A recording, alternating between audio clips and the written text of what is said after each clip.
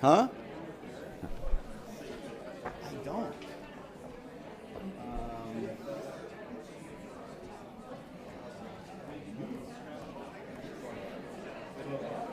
Maybe I should have reviewed his slides, right?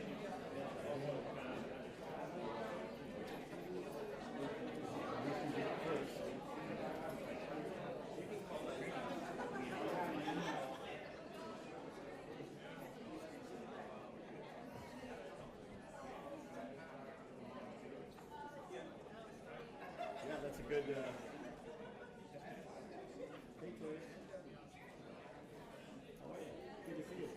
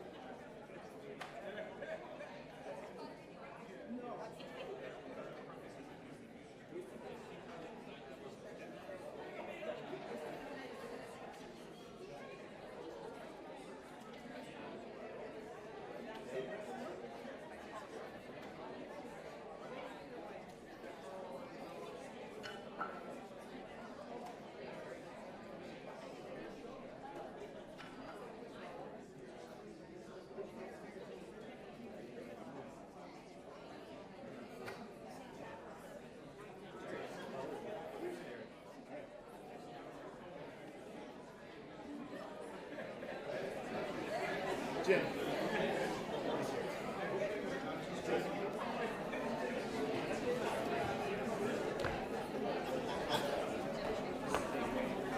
Oh yeah, hey.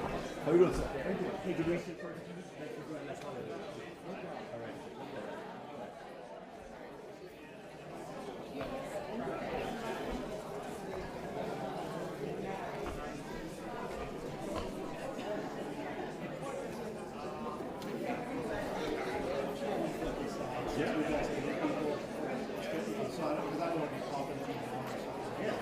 that's great.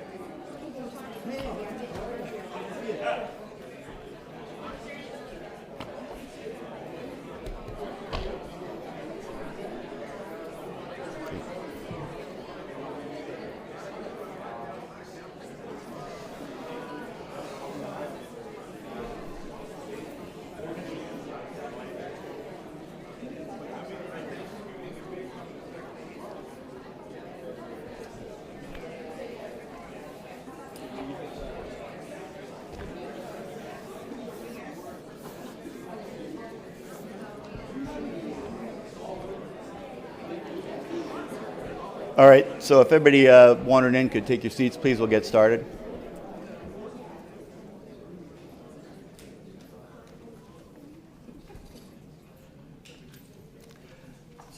Good morning, everybody. Welcome to today's BRIDG meeting. Thanks for coming out, for everybody who's here today, and also for everybody who is joining us via YouTube. We appreciate you all being here.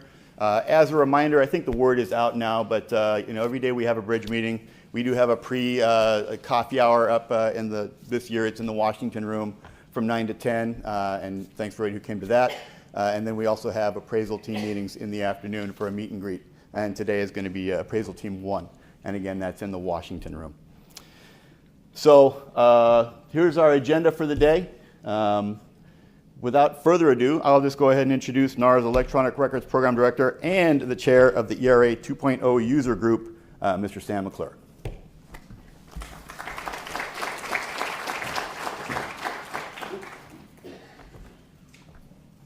Good morning. So I was told I had to introduce myself as part of my presentation. It'll make my inadequacies pretty clear from the beginning. My name is Sam. I've worked for the National Archives for more than 20 years, almost exclusively in the world of presidential records, presidential libraries, reviewing presidential records for public access. And in the early years of ERA, the Electronic Records Archives development, I would participate in the meetings where they were discussing what became ERA based, how they're going to support scheduling, transfer requests, and accessioning of federal records primarily into the digital repository. And I would tell myself, thank goodness, I'm not working on that part of the system. This seems like a nightmare about to happen. And it just goes to show that if you stick around long enough, you learn to eat your words in the National Archives. So as David said, I'm an Electronic Records Program Director. That's sort of like the old joke about the Holy Roman Empire being neither Holy Roman nor an empire. I have one direct report, so I'm directing one person. And in terms of electronic records, I have no records either. So we get past that irony, and one of my tasks in this first full year of my assignment in Nara was to convene a group of stakeholders, especially within the National Archives, to talk about the processes supporting scheduling and transfer in specifically in Electronic Records Archives in ERA base. We're preparing to develop a new system. We have developed some parts of it for internal use, and I have a slick slide that talks about that. And we're in the preparation stages for the system development to come for the part that affects you all most intensively, the parts that support scheduling and permanent record transfers to the National Archives. So we began with answering some of the questions that we ask of ourselves about where is it that we have had bad technology drive bad policies and practices in NARA, and where have our policies and practices led to bad technology, especially as implemented in ERA base. And we have a little bit of both, to be honest. A lot of the things that we set out to do in ERA base, we did. They didn't work as we hoped. And so we're looking to address those, starting internally first from a process standpoint, and then from a technological standpoint and from an engagement with agency standpoint as we get into the system design. So again, the scope was the parts of base that support scheduling and permanent record transfers. This is key input for what will be system design. We had hopes that by this point in June we would be able to talk about a specific system design effort already underway. We're not at that point. We've had some acquisition strategies issues that we're resolving, which is a euphemism that those of us in the government know usually has a lot more behind it. But we're on schedule to get to a system design effort in the coming weeks and months, and hopefully by the time of the next bridge, we'll have myself and David Lake from our Office of Information Services here to talk more specifically about system design. That's what most people care about, less about how much we're looking at our internal processes. So again, the output of this are our thoughts are how we improve our own processes and then how that might drive towards a system design effort. It's not the full input for system design. You all will have a part to play in that system design input as it comes. And another point, another caveat, it's this business improvement, it's not re-engineering. We're not reimagining the world of appraisal when it comes to digital records in the federal government. We're not questioning the need for the National Archives to assess records at the point of transfer, to accept physical and legal custody for them. These are really tweaks within the constructs that we have already. Whoops. Let you do it? No, go ahead and do the previous one. Okay. So this is the slick diagram, so I've already missed your expectations. On the left side, we have ERA base, and the three components of it. One is the processing and verification, where we ingest records using one of our peculiar verbs, bring in the records into our repository. We have the storage and the retrieval and the management of the metadata that supports our access to those records. And then there's a piece we call business object management, which is one of the worst phrases I've ever heard. It's sort of like the Holy Roman Empire, neither business nor object, nor are we managing it. So the first two pieces are part of what we've refactored into ERA 2.0, a cloud-based digital processing environment which supports upload of records into managed storage in the cloud, the application of tools in a cloud-based environment against those records, and then the ingest of those records into a digital object repository that will also be based in the cloud. We're nearing a point where this can be made available for internal use for our archivists with digitized and born digital records that we already have in our holdings and records that they're beginning to accession. And we're hoping to get this launched later this year. And since we're already at the end of June, this date is coming up very soon. So the notion behind these pieces of the system is to learn a lot of the lessons that we have picked up from ERA base, involving modular system design, the maximum flexibility when it comes to the support of our processes in this system, to try to avoid any sort of hardwiring of processes that will prove unhelpful or irrelevant very quickly in the use of this system. So this is for a much broader group of internal users than ERA base was. This involves both federal records archivists, presidential record archivists, as well as our legislative archivist colleagues. So it's not a strict requirement to tie these to the business objects that we have. The third piece, the green at the bottom, is the piece that we'll be launching our system design effort for soon, and this is where we were examining the business processes that support it. We've had if you attended either one of our sessions in February to talk about business processes, there were different, more specific dates in this part of the slide. Those have been put through a euphemism, and now we say soon. With the idea, though, that with system design even beginning a little later than we expected, this would still launch late by next calendar year, within 2019. So this is where we sort of talk about how effective we are at our own navel gazing, and I recognize this is of limited interest, but I just want to talk through our methodology and then where we reach the outcomes that we have. And I use words like navel gazing for our interpreters, and I regret that already. So we went about this in a very mechanical process. We looked at the standard operating procedures in use across scheduling and appraisal, as well as on the transfer side. And we mapped these in a very laborious discipline process with facilitators to lay out exactly what was going on, taking the SOP and make it a graphical representation. And as we did that, we talked about all the points that were painful in the process. And there are many, and we'll go through some of those. We also talked about some of these in our agency meetings back in February. But we laid out basically for every process, what are the things that are terrible about this process? What are the things that we want to make better? Some of those are related to process issues. Some of those are related to technology issues. And so we drew something of an artificial distinction between what we called the pain points, the process issues that we wanted to make better, from what we called the parking lot. And so the jargon is already getting thick. But the notion of technical issues that we would like to see implemented in the new system design that would support the newer processes that we're anticipating in this system. So we use not only the SOPs, but we use the extensive backlog of known issues with the ERA base, many of whom were identified by external agency users of the system. We have a well-curated, very long and old list of trouble tickets associated with the ERA base, related to things like poor searching, terrible system notification processes, complexities that are associated with the lack of access to objects that have been attached to business forms, all those sorts of things. Many issues there. There were previous meetings that Nara conducted with other agency folks, particularly one that Mike Carlson led in 2013, where we picked up a lot of input. There was the survey that went out 2 years ago under Lawrence's direction, and we got extensive feedback, and most of that feedback came from external users of the system. And so each one of these had a series of themes that we drew from, and there are some refrains of pain that came up over and over and over, and some of those are highlighted in the later slides we have. And then as we talked with our internal stakeholders, they reflected on what we knew were pain points from their colleagues in the agency world when it came to things like transfer and scheduling as well. And so that framed some of the discussions that we had in our discussions in February with external agencies. So we had 2 sessions back in February, and those of you who attended those, thank you for that, and we look forward to working with you in some other areas. To be honest, when we set out a strategy for doing short and focused interaction with agencies, most of us had the sense that you've all given your feedback before. We've not done a lot with it, to be frank, and we wondered if anybody would have the tolerance to come back and tell us things we could do better again.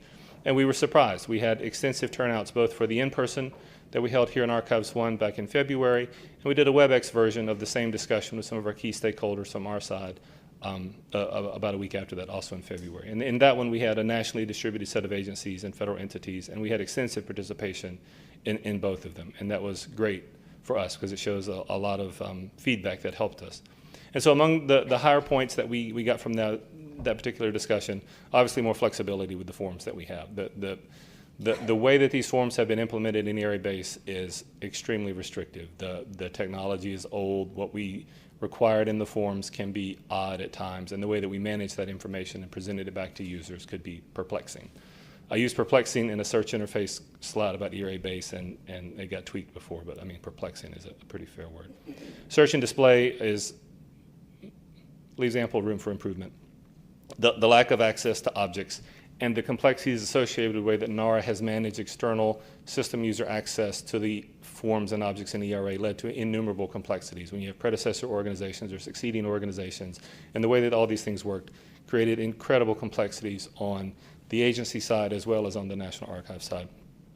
Some folks talked about a desire to have all disposition authorities in a single system. That may be a bridge too far for us at this point, but the idea that we create a useful resource in citing the authorities was something that came up repeatedly. And then the notion of being able, as part of that flexibility, to have the sort of the parent agency and lower level agency disposition authorities easier linked, and Don Chalfont's up there, and so I hope he reflects that some of his words are on the screen there. And what came out of this also was, as we talked about the upcoming system design, was significant interest in participating in development in some form or fashion. And so as we move forward into the system design aspects of this, we'll come back with more specifics, probably through an RM communication, where we can talk about opportunities for input going forward. In other presentations, I've called this the litany of pain, so I'd call it a summary that seems more business-like at this point. The idea that you can't aggregate TRs, transfer requests of similar records, is something that created a huge amount of labor, particularly on the Nara side, but also on the agency side. And this was one of the things that we did by design. We made the transfer requests very discreet when we built the system and implemented those forms in the system to get these transfers down from put in as many things as you could on the 258 to a very discrete set of transfers. But because each thing was discrete and the ability to work on one or more objects was very difficult, this created an enormous amount of labor for everybody involved with it. The notion also that we need greater flexibility from both the agency and the National Archives standpoint in updating fields on the transfer request. How we define what's appropriate is something we'll have to work through from a business practice and a system design standpoint as we go forward, but we know that the way we implemented the transfer request was very inflexible. It was designed in a way that would say if there are issues with the transfer request, we kick it back to the agency, let them fix the problem, and then get it back to us. And in practice, that never worked. We need to have an ability for users with the appropriate authority to update fields where necessary, instead of capturing information about a transfer that you can't put in this inflexible TR into a different object in the system, and thus diluting where you have all your information. And so also the question came up, are we asking for the right information in the first place? And so we need to review the data elements that we include in these objects to ensure that we're capturing what's appropriate and not things that are simply extraneous and that add to the level of effort for everybody involved in the process. So again, we talked about the different aggregations at the bottom. Somehow that came up twice. So we worked through the pane. We laid out all of the processes defined in the SOPs. We reflected on the input we received from both external agencies and from the stakeholders, not specifically tied to the processes. We laid out the pane associated with each process. And as we worked through our stakeholders internally to develop new processes, we tried to reduce each and every element of pane that we had captured for each one of our processes.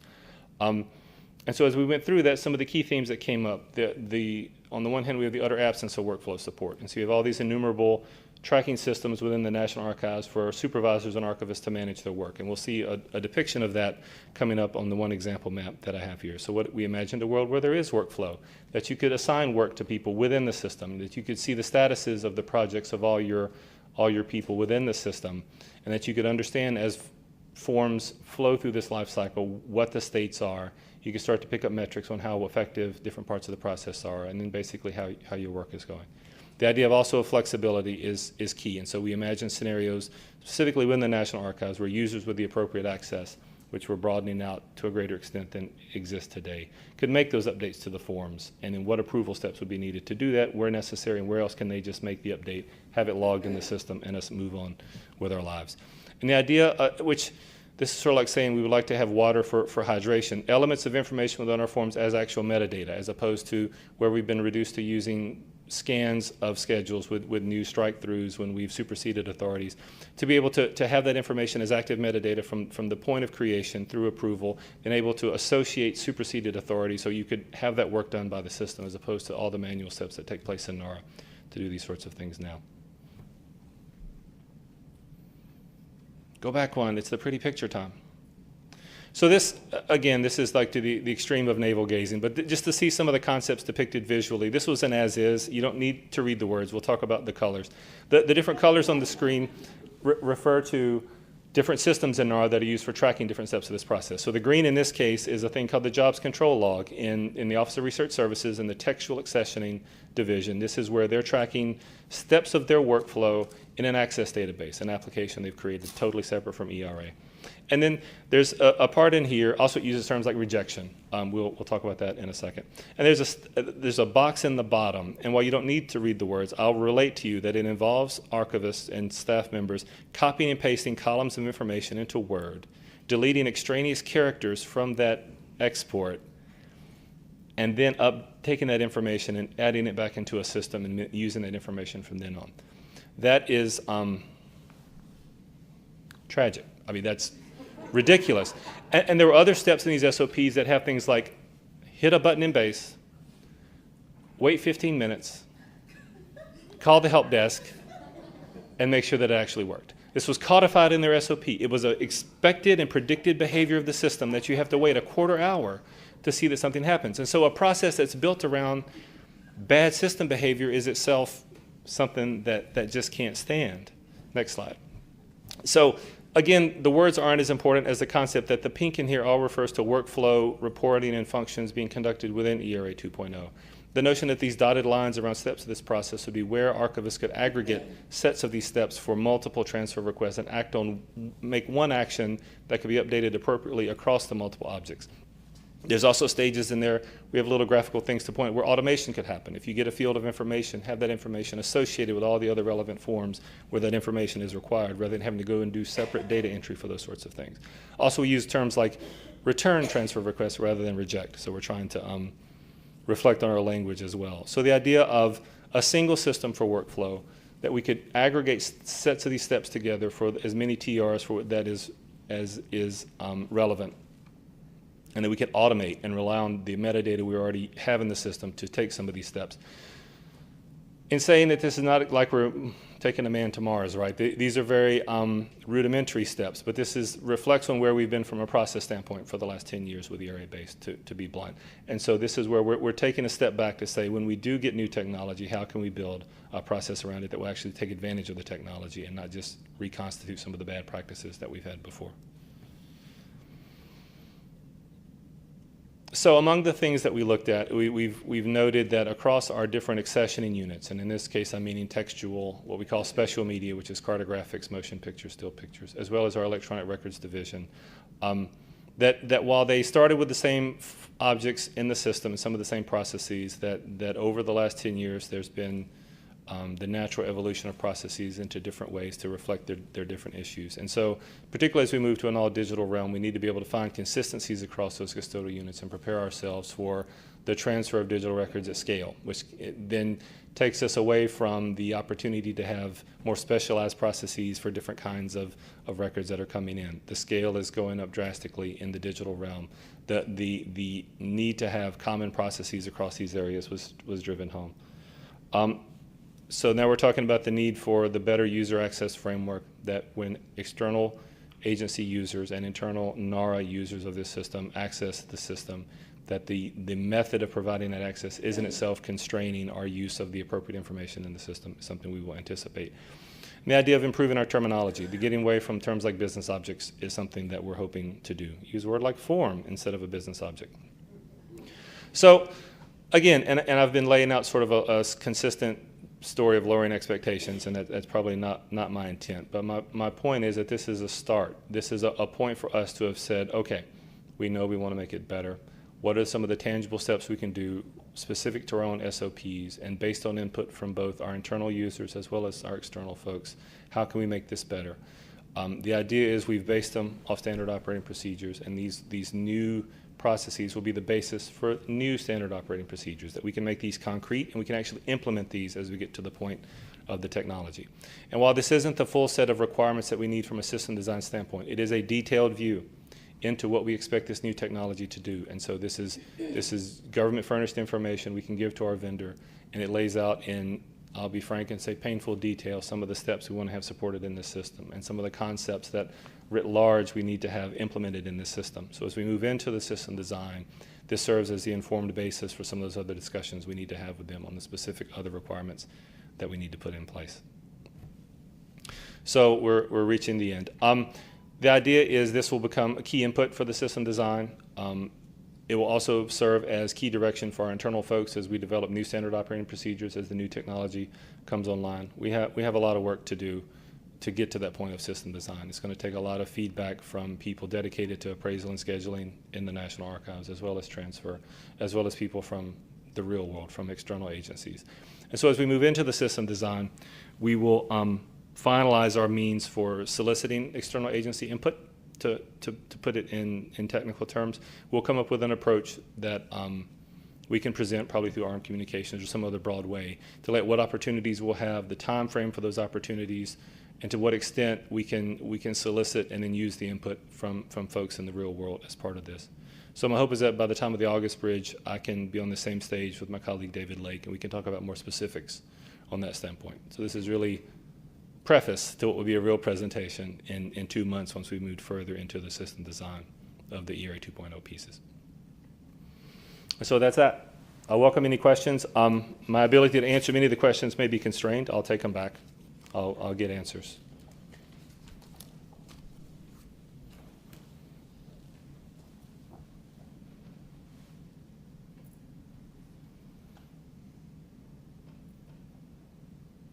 Do you get them online also?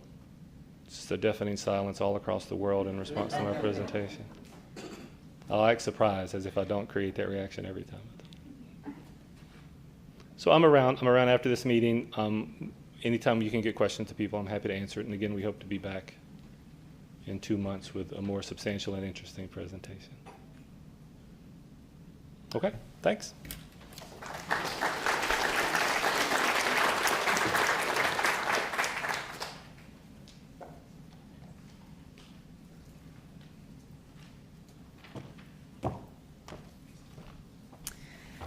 Good morning. My name is Courtney Anderson. I work in the Records Management Policy and Program Support Team, and I'm here today to talk to you about the Federal Electronic Records Modernization Initiative, give you an overview of what we've been working on this project, and talk a little bit about next steps and an industry day that we are hosting here in McGowan Theater in August. So just to give you a little background on this project, as you all know, we published the Managing Government Records Directive back in 2012. And when this came out, we had the deadlines to manage email electronically by the end of 2016 and then manage all permanent records electronically by the end of 2019. And what we heard from agencies was that Nara does a good job of telling agencies what they have to do, but they need more help with the how to actually do it. So one of the items that came out of the Managing Government Records Directive was the automation plan that came out in September of 2014. And in this plan, we actually put in there that Nara would explore creating a records management line of business. So we began this in October of 2015. We began exploring having a records management line of business. And this has morphed into the Federal Electronic Records Modernization Initiative, which I'll talk about in a little bit. But the goal of the line of business was to create shared services and contract vehicles to help agencies more easily manage their electronic records by getting easier access to services and solutions. We also recently published our NARA strategic plan, and Goal 2.4 says by 2020, NARA will have policies and processes in place to help support agencies' transition to electronic record keeping. So that's also what we're trying to do with the FERMI initiative, is to help have the right policies and processes in place to help agencies manage their records electronically. So the FERMI initiative, as I said, we've been doing this since October of 2015, and our goals are to help agencies more easily obtain electronic records management solutions and services through improved procurement processes and through shared services. And we also want to proactively address changing trends in ERM by setting policies and new solutions and services. So those are our two big arching goals. So this slide, we have a number of products that we have been working on, and I'm going to touch on each of these hexagons throughout this presentation. But we really have been going on two paths with FERMI. The paths intersect and a lot of the products work together. But the two main paths are we've been working on shared services.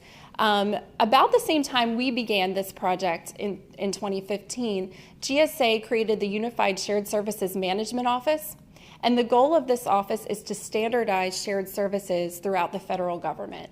So they've been working on creating standards for each of the big administrative areas throughout the government. So for example, financial management, HR, travel, procurement, grants management are all some areas where they're creating standards to help standardize shared services.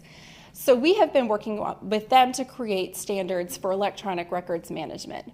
Through there, they've been using the Federal Integrated Business Framework, which is the tool the standards that they've been creating to help to standardize these shared services. And the FIBF enables the federal government to better coordinate and document common business needs across agencies to focus on outcomes, data, processes, and performance. And it also identifies the interoperability among the different service areas. So, for example, where financial management and travel intersect, where grants and financial management intersect, et cetera. So, and of course, we saw a great opportunity to get involved with the FIBF and with USSM because electronic records management intersects with every administrative area. So we saw a real advantage here to be able to include records management in all of these different standards and service areas throughout the federal government. So the other path that we've been working on is through contract vehicles. We've been working with another team at GSA, the Schedule 36 team. And this team, I'm going to talk a little bit more about it later, is where records management has always resided in the GSA schedule system. So we worked with them to actually set up a new contract vehicle, a new special item number specifically for electronic records management services and solutions. So I'll talk a little bit more about that in a few minutes. So one of the things that we've done through working with USSM is we have become a standards lead for electronic records management.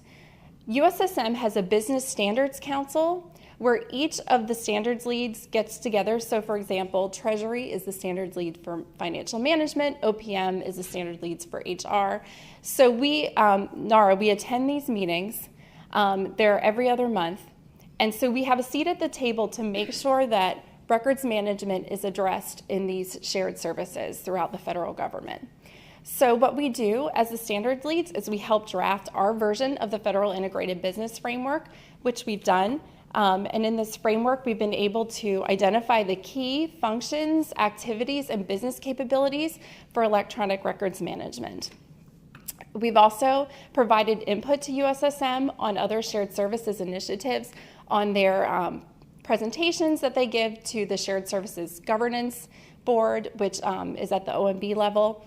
And we've made sure that records management has been addressed. And we've reviewed other versions of the other service areas' FIBF components. For example, they have recently completed the payroll version of the FIBF, which is under financial management, and we were able to review those documents and make sure that records management was included in the payroll FIBF. So, for example, we made sure that the GRS for payroll records was included, and as pretty much I'm sure everybody knows, that's a very long retention time frame. So we wanted to make sure that vendors who would be the ones creating the solutions for payroll knew that they would have to maintain these records for the full retention period. And it also, that helps alleviate the burden from the agencies that will be using these shared services. They won't have to worry about making sure that the vendor or that shared service follows the DRS. It will already be built into the system. So, as the standard lead, and we've been working on the FIBF, this is the USSM's website for the FIBF, and as you can see, all the different service areas are listed with their icons. So, we are going to be included as the standard leads for electronic records management. And we're still trying to decide what our icon is going to be. We're hoping not a filing cabinet, so if anybody has a good idea of how to portray electronic records management pictorially, we will take your suggestions. So now I wanted to go through some of the products that we have created as part of FIRMI. The first one we created was the universal ERM requirements. And when we started talking with GSA's Unified Shared Services Management and OMB, they suggested starting with high-level requirements that address all the business needs for electronic records management.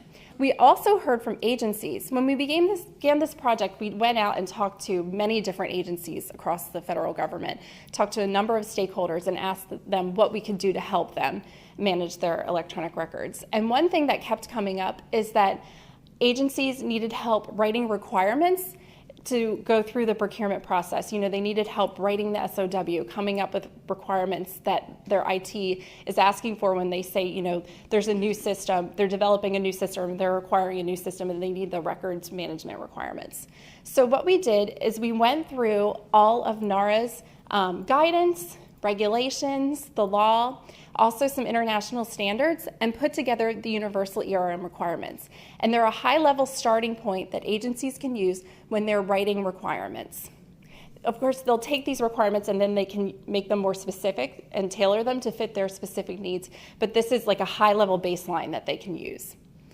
We have sections based on the life cycle of the record. So we have capture, maintenance and use, transfer, disposition, and then we also have a section for metadata, required metadata, and then reporting requirements. So agencies can use these, and then we also have columns that talk about what type of records each of the requirements apply to. For example, if they apply to desktop applications or electronic messages, websites, social media records. So agencies can really take this spreadsheet and manipulate it and tailor it to fit their specific needs. But it's a starting point that you can use. And this is on our website. We published these about a year ago. It was last August that we published these on our website. We also, just to add, we didn't do this all completely on our own. We had an interagency working group that helped us draft and provided comments on these requirements as well. And we've continued to use this working group for other products that we've created. So another product that came out of Fermi is the electronic messages use cases. And we modeled these after the USSM Federal Integrated Business Framework. Part of that framework is creating use cases for specific processes within that service area. So we decided to create use cases based on the different formats, records formats. We decided to start with electronic messages because we heard that this was a need among agencies. So these use cases are where the requirements, the universally armed requirements, are very high level.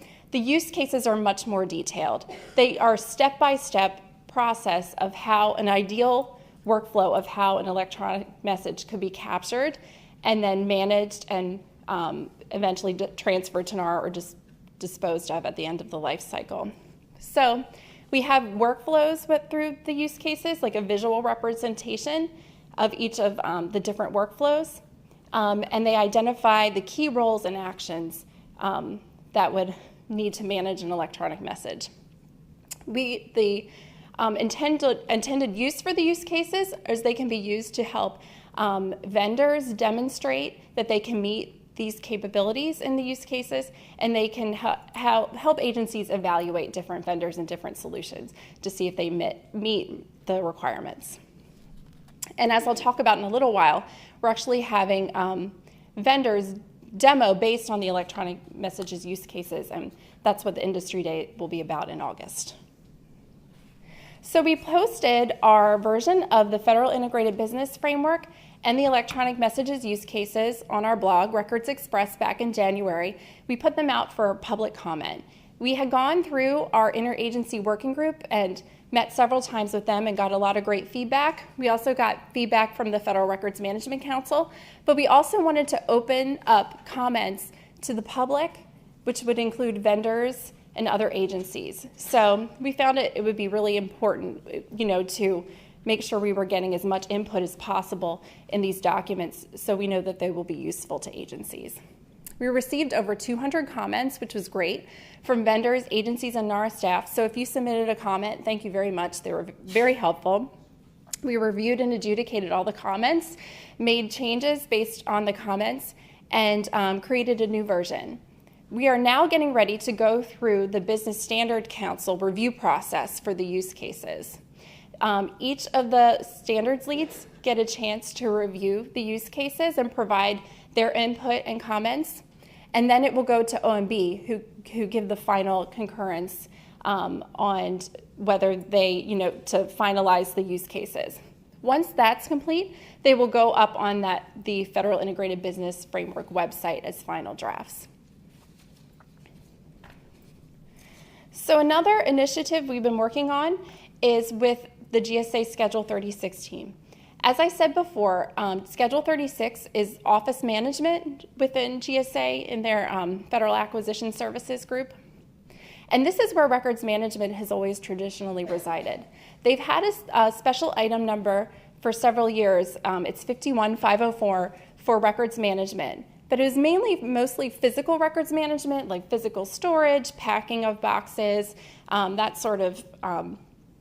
sort of services. It had a little bit of electronic records management in it, but we wanted to expand that.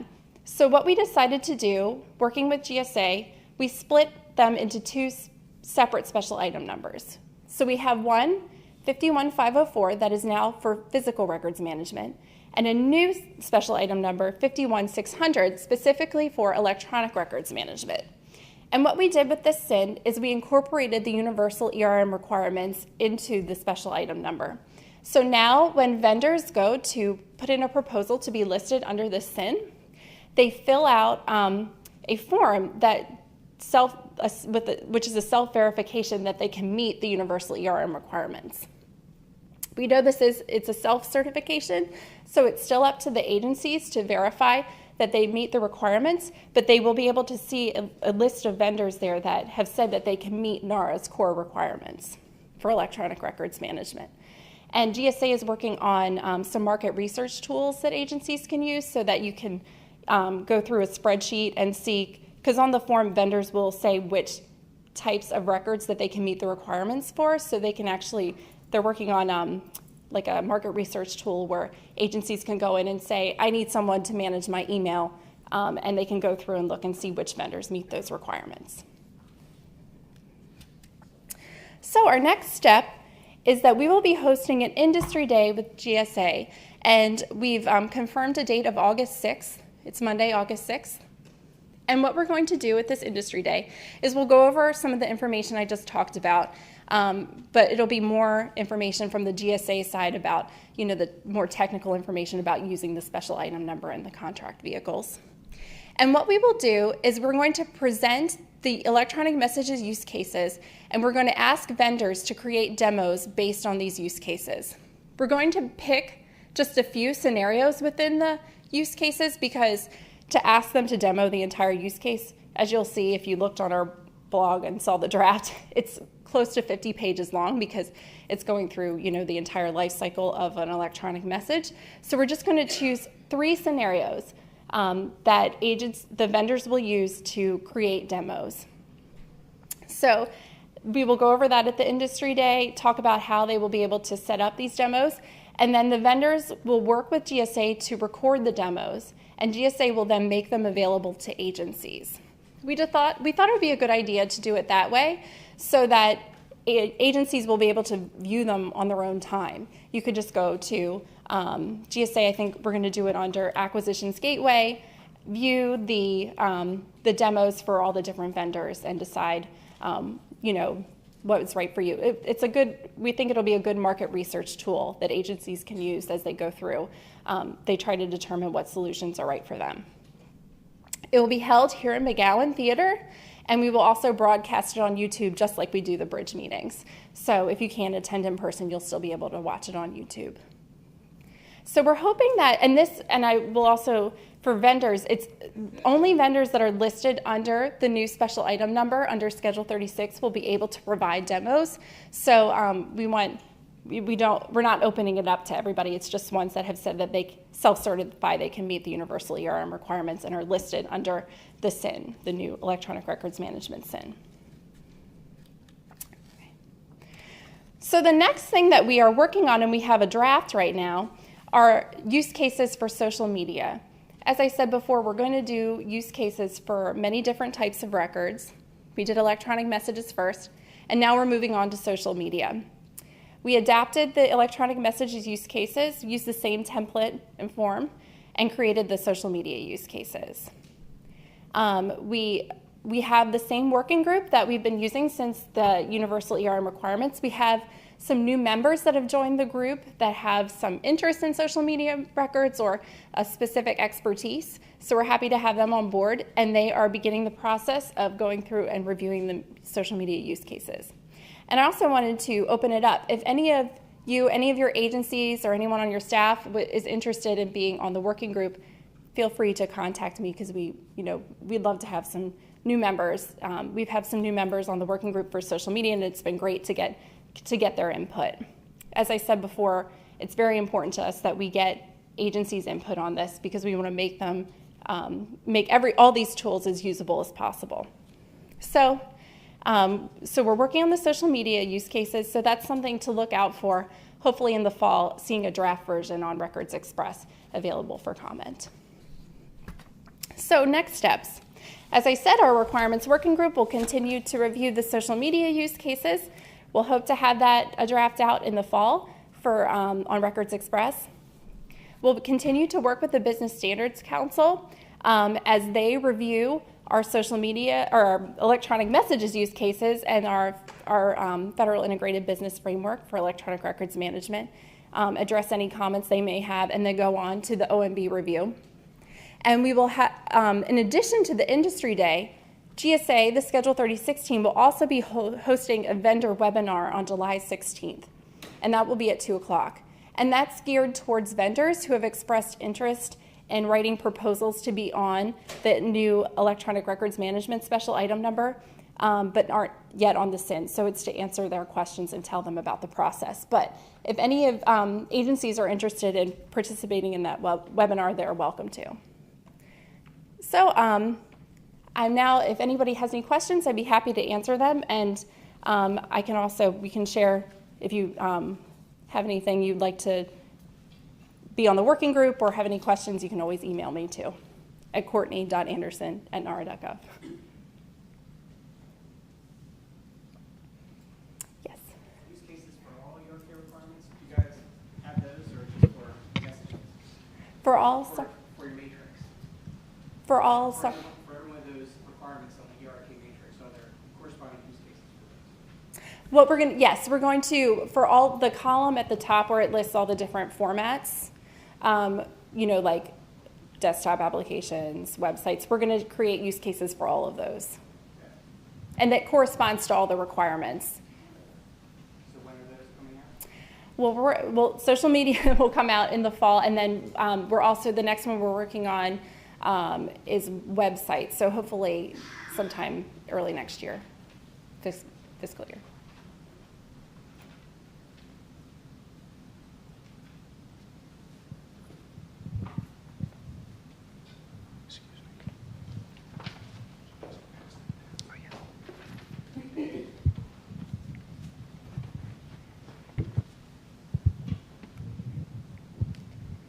Is the GRS for social media expected to come out before the use case for the social media? That's a good question. I don't know. Maggie, do you know? I'm not sure.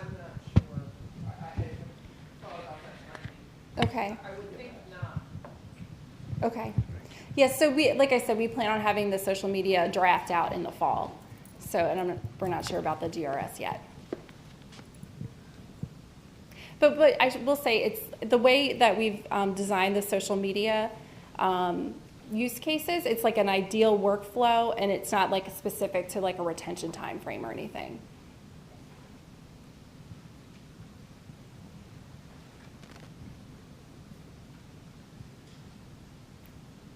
Okay, if anything else comes up, feel free to email me. Be happy to answer any of your questions. Great, thank you.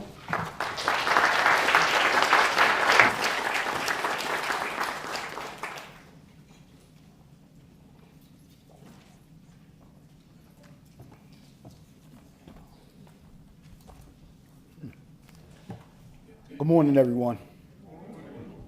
My name is Derek Kennedy, and I am part of the Permanent Record Capture team. I have been in Nara for 25 years, but just recently joined the Permanent Capture team roughly 8 months. So forgive me if I stutter a little. This is like my first time, so. Well, today I'm going to discuss with you the 2019 annual move.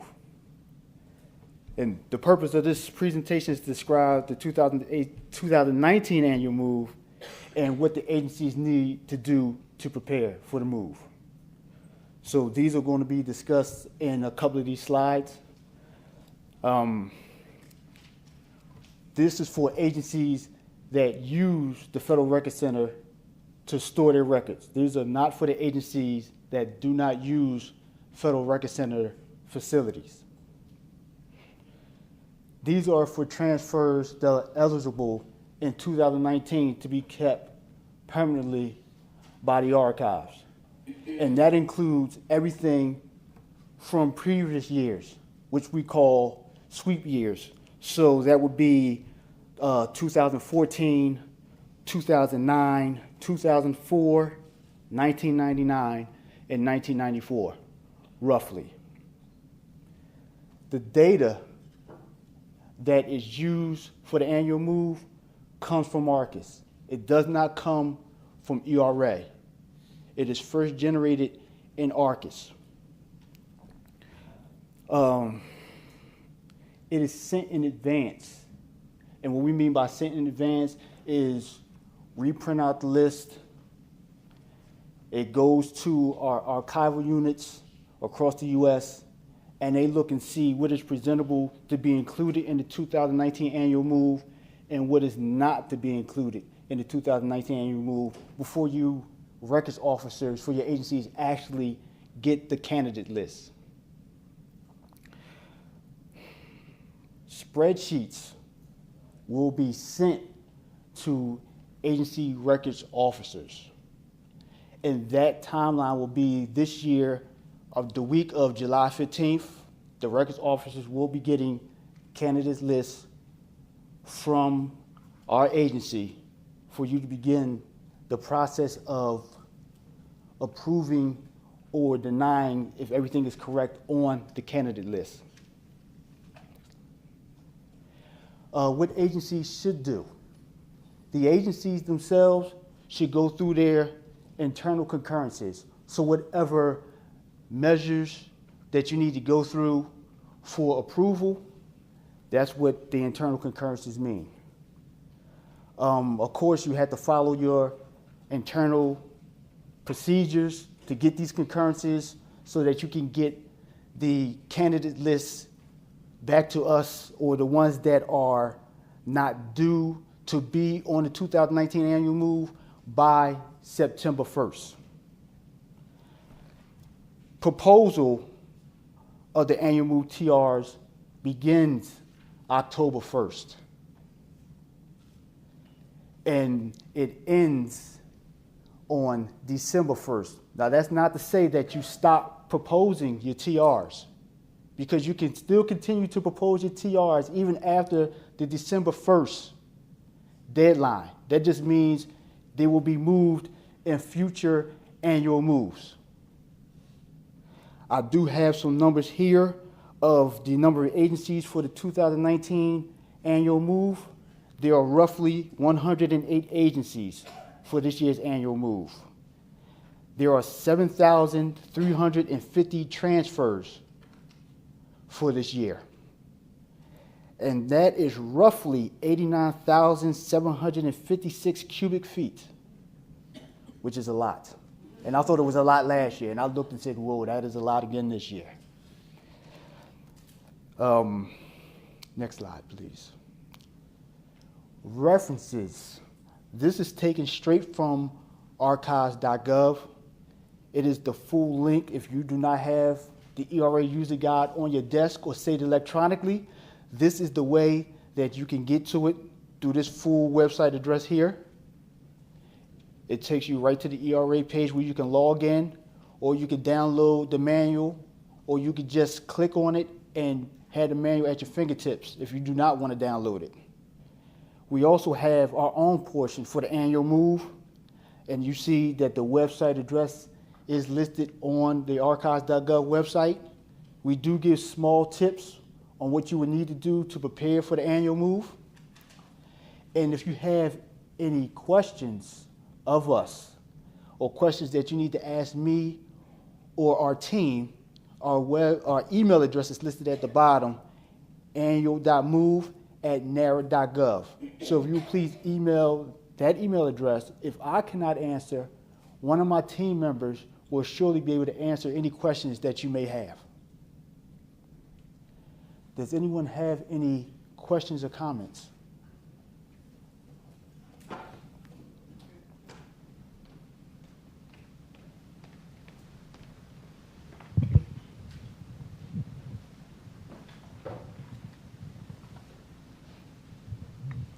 Hi, good morning. Maurice King, Navy Records Officer. Any thought from you all on the agencies that do have any moves that you all will give any feedback on prior year moves, lessons learned, anything like that? sometimes, we tend to keep making the same mistakes over and over again. And I know we do get input at some time, especially if there's an issue. But again, I think it might be a great idea if you gave us some kind of report, lessons learned, so it can help things along. Okay. I will take that back to my supervisor, and we will discuss on what we can do to give feedback to the agencies who participate in the annual move as lessons learned, and what we can do going forward together to make the process smoother. I will take that back to him. Thank you, Maurice. Any other questions, comments? Thank you for your time, everyone.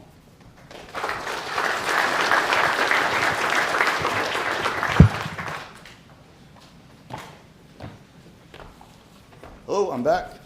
So I'm Dave Williams, account manager. I work out of the Chicago Federal Record Center. I genuinely would prefer a Chicago winter to a DC summer. I don't like coming out here in the summer, but oh well.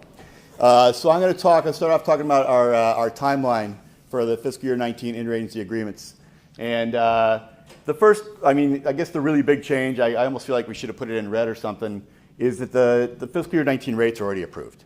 They came out with the fiscal year 18 rates, and so they're ready. I think in previous years, we have stood up here in June and told you the rates would be ready in July, and then we stand up here in August and say they'll be ready in September, and then we stand up here in October and say any day now, and then the IAAs end up being pretty late. But they're ready. You already have them, in fact. So that's a nice big change, and it's a good thing.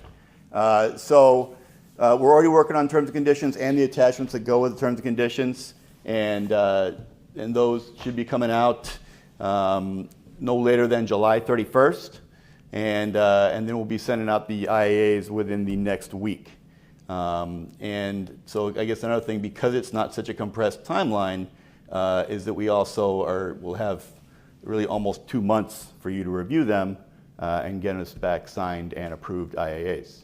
I know from my end, I'm very happy about this schedule, and I hope you all are too. I'm talking about a very disparate bunch of topics today, so with apologies to my microphone manners, are there any questions about the IAA process since we have the slide up? All right, I'm going to take that as a good thing. Okay, next slide, please. All right, and then I've just got a few topics to talk about. The first is available space. I think there's been some conception over time that the FRCs are quite full, and in fact we are not. Technically, we have a lot of available space. We are anticipating that with the strategic plan, as we get closer to 2022, I think there's going to be maybe a bit more of a mad rush to get records into the FRCs, but now would be a good time to do that. So if you have records out in the field, we do have space across the Federal Record Center's program, and so please work with your account managers and your FRCs to get those records in now. I'm going to finish on the middle topic there because I think there may be some questions after I talk about that. I want to talk about new account manager assignments.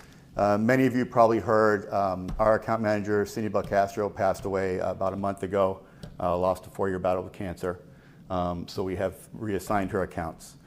If you were impacted by that, you should have already received notice of who your account manager is. If you did not, please, you can actually reach any of the account managers or our supervisor, Gordon Everett, and he's at gordon.everett with 2 T's at nara.gov. And then finally, I'm going to talk about unbilled storage. So if you all remember last year, we put out a minor change to the disposal process, where in the past our T&D folks would do a very deep dive to make sure what we were sending you was already ready to go for disposal. As soon as you signed it, that you'd come back and we could proceed. But because we wouldn't get terribly many responses, we changed that a bit to where we would send it out after more of a cursory review, send it out to get reviewed by your agency, sign it off, then they come back, and then we do the deep dive to make sure that they are indeed ready for disposal. With that came a new status in ARCUS called disposition concurred.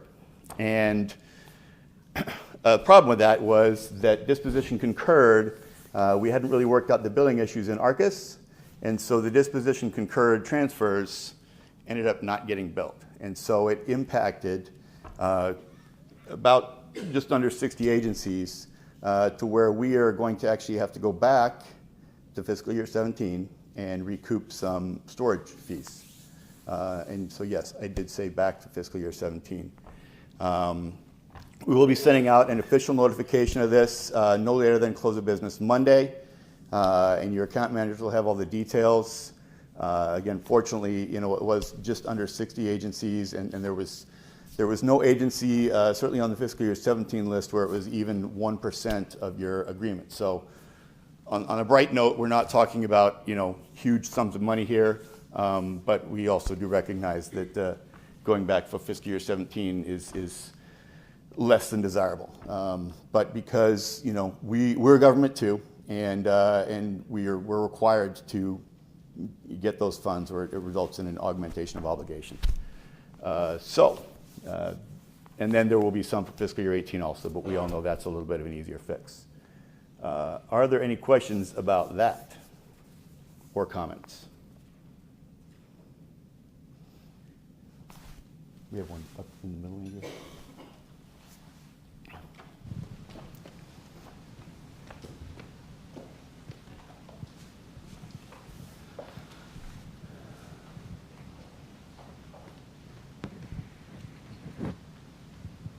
Yeah, my big question, as you know, is the unbilled. If you're going back to FY17 funding and obligations have already been closed out, what kind of communication is coming out to the agencies on that? So we'll be sending out an official letter, but there is, this has been being vetted for quite some time on our end, I can assure you. And whether I'm supposed to say this or not, on my own end, I was actually working very hard to find a reason not to do this, because it makes a lot of work for all of us. But then I came across in the acquisition regulations under the interagency agreement portion that says, if you underbuild, you have to go back and get it. And it actually can go back up to 5 years. So then what kind of work are you doing with the financial point of contact in terms of the logistics of getting that? If particularly for those of us that have already closed out the obligation and Right. de-obligated funds, what are the logistics for getting those funds back, or and how are you working through the financial points of contact for that? So we're going to create a supplemental invoice for fiscal year 17 that will have on there the portion that was not billed. So it'll be, kind of like a September Part 2 fiscal year 17 invoice.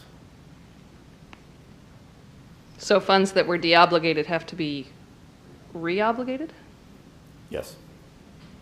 Okay. I don't have a nice answer for that, but yes, that's correct. That's not an easy thing to do. No, we understand that. And in some cases may not be able to be done at all. It's going to end up pulling money from FY18 money if we can't go back and get those funds back once we've de-obligated them. Right, and I'm not a finance person, but I know like the fiscal year 18 funds, unless you happen to be a no-year TAS agency, the fiscal year 18 can't be used for the fiscal year 17. Exactly. Because if they could, this actually wouldn't be that as big of a problem. So I can assure you, we, the account management team and the Nara finance staff, will be working with you to make this as painless as possible. But we do understand that in many cases that those funds have been de-obligated or moved to another part of the agency. So the problem in ARCUS has been fixed, so it won't happen again. But yeah, this is one that's already out there. Thanks very much. I knew there'd be questions. Are there any more questions? And I do appreciate that question, because I think that I imagine you were not the only person in the audience with that question. So thank you for that. All right, well, thank you all for coming out. Sorry to finish on a down note, and thank you everybody that dialed in from YouTube also. The next Bridge meeting is on Wednesday, August 22nd, where it'll be even hotter and more humid. And then as a reminder, this afternoon we do have the meet and greet for Appraisal Team 1 up in the Washington room, and that starts at 1 p.m. So we're getting you out of here a little bit early, we did have one come through online. I had a question. So question comes from Monica James. She's saying, I would like to receive a more itemized invoice. We noticed that there is back charging without an explanation as to why a back charge is there. Okay. I guess I'll address, I can read that question two ways, so I'll address both. If we're talking specifically about the FY17 issue, the invoice will come out and it'll say, which Federal Record Center, how many cubic feet of storage, et cetera. And then you'll also be getting information from your account manager about what had been underbilled. If instead you're talking about maybe adjustments that happen during the year, we do recognize that there's not like a by transfer number billing on the invoice. But certainly if there are questions about an adjustment that is made to an invoice, always please reach out to your account manager because we will typically have the answer or be able to get one for you quickly. Okay, second question from Lynette Cosby. She says, will this include TIL destruction records? I don't know specifically if there were any it had to do with when they were authorized, when the status changed to disposition concurred, and if there happened to be any TIL disposal records in that batch, then yes, but I don't know authoritatively if there were any actually on the list. Okay. Monica came back, and I'm not sure I fully understand this, but she made another comment that said she's speaking about current billing. Current billing, okay. So yeah, certainly that would be something to please address with your account manager on the specifics, because we certainly we are aware in many cases we are actually the ones who are making the invoice adjustment, and I know speaking personally, I make more on the taking money off your bill than putting it on. So at least maybe that's kind of a bright note to finish on.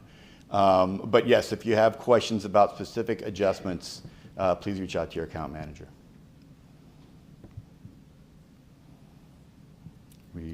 Okay.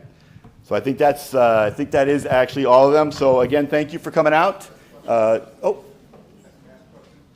Yep. Sorry. Now we have one more.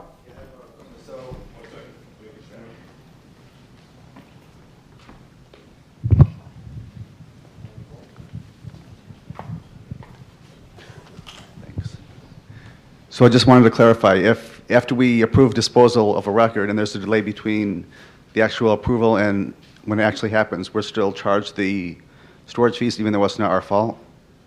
So, okay, again, I guess that's kind of a two-part question without intending to ask one. It is codified in the terms and conditions that we have 90 days from the date a disposal is eligible for, transfer is eligible for disposal.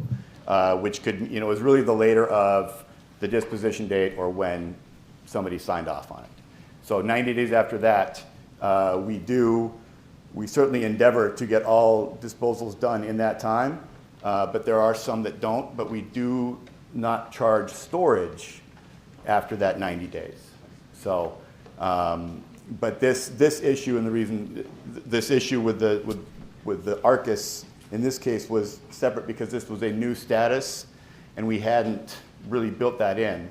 And so the disposition concurred status did not get billed as it should have. Maybe we won't get out of here early. All right, I think is that it for questions? Anything else come in online? All right, well, wonderful. Well, thank you everyone for coming out. Enjoy the rest of your day. Please stay cool. And again, if you're on Appraisal Team 1, the meet and greet is this afternoon in the Washington room starting at 1 o'clock. Thank you all.